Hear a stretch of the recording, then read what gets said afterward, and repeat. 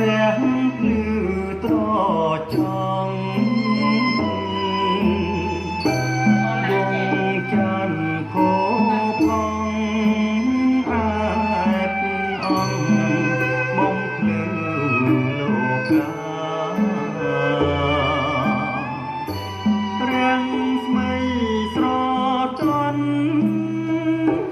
ត្រចាំងកាំងរណាធម្មជាតិនានីបានសុខសា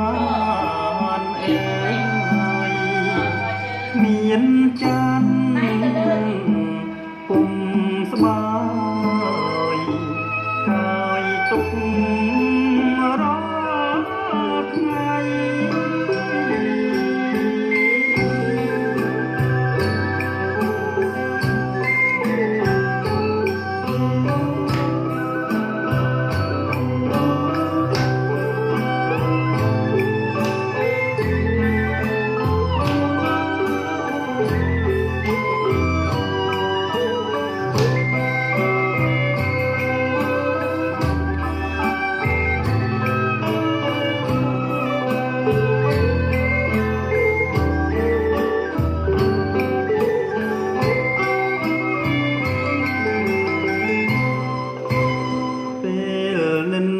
ស្រី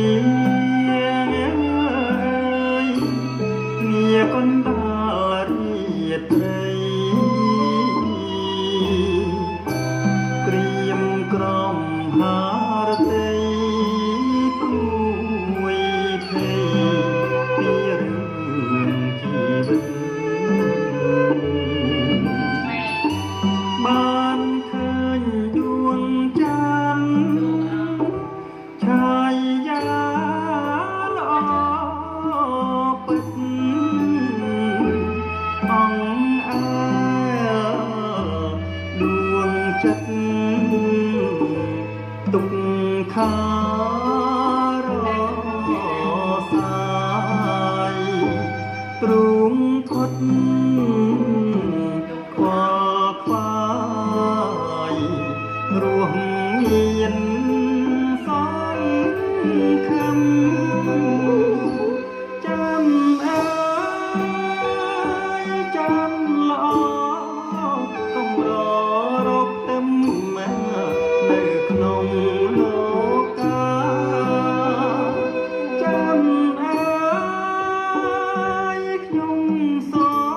មប្រាថ្នាជួបច័ន្ទរៀងរាល់